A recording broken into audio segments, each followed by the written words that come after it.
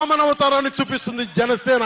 జగన్ గుర్తుపెట్టుకో, అర్ధపాతాళానికి తొక్కకపోతే నా పేరు పవన్ కళ్యాణే కాదు, మా పార్టీ జనసేనే కాదు, మర్చిపోకో.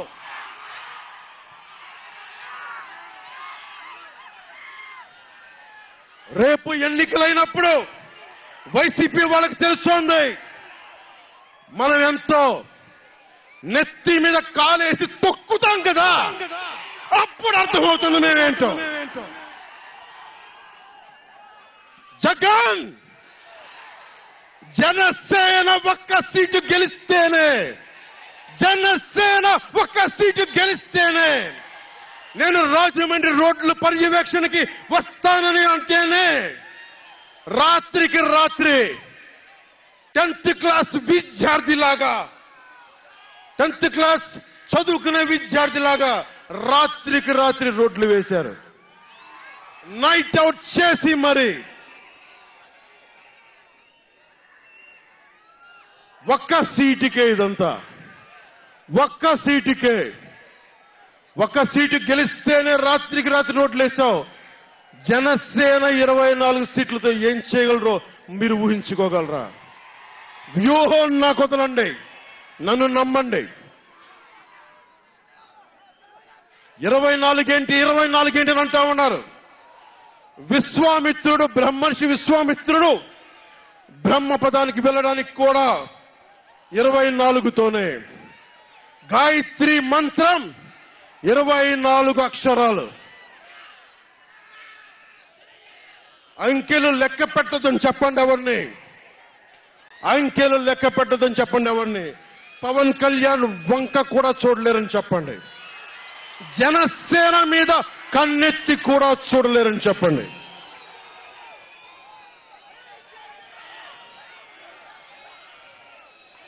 మనకి వైసీపీ జగన్ లాగా వేల కోట్లాది రూపాయలు వారసత్వంగా తినేసామా ఏంటి? మనం ఎన్నికలు రాగానే నియోజకవర్గానికి 50 నుంచి 100 కోట్లు తీయడానికి, ఖర్చు పెట్టడానికి, అన్ని స్థానాల్లో పోటీ చేయడానికి మన దగ్గర 50, 100, 1000 కోట్ల డబ్బులు ఉన్నాయా? మన దగ్గర దోచేసిన డబ్బులు ఉన్నాయా?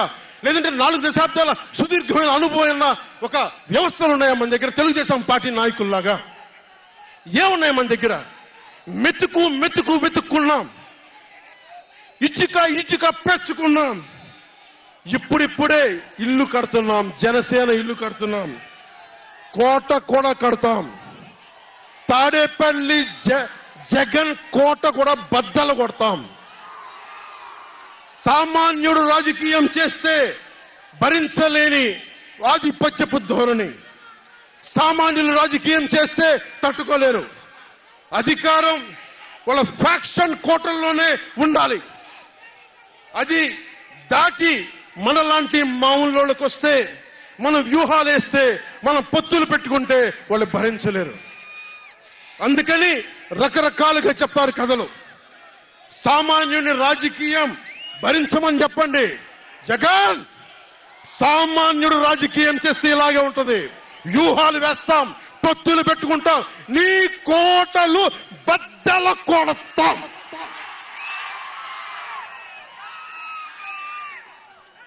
అలాగే నాకు గాని, జనసేన పార్టీకి గాని సలహాలు సూచనలు అవసరం లేదు. సలహాలు సూచనలు ఇచ్చేవాళ్ళు అక్కర్లేదు. యుద్ధం చేసేవాళ్ళు కావాలి. కొత్త రక్తంతో, కుత్తలాడే రక్తంతో, గుండెలు చరించుకునే యువ రక్తం కావాలి. దాష్టికాన్ని నిలబడే యువకులు కావాలి. కత్తులు పట్టుకునే వీర మహిళలు కావాలి.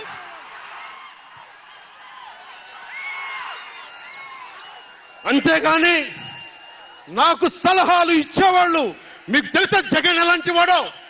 సొంత బాబాయినే మర్డర్ చేయించిన వాడు, సొంత చెల్లినే గోడకేసి కొట్టినవాడు. మీరు చెప్తారు నాకు సలహాలు సూచనలు. ఎవరితో యుద్ధం చేస్తున్నానో నాకు తెలుసు. జగన్ లాంటి దాష్టీకుడు, దుర్మార్గుడు యుద్ధం చేస్తేనే తగ్గుతాడు. యుద్ధంతో కూలగొడితేనే కింద కూర్చుంటాడు. మర్చిపోకుండా నాకు సలహాలు సూచనలు ఇచ్చే వాళ్ళకి. అలాగే మనకు కూడా పోల్ మేనేజ్మెంట్ తెలుసా?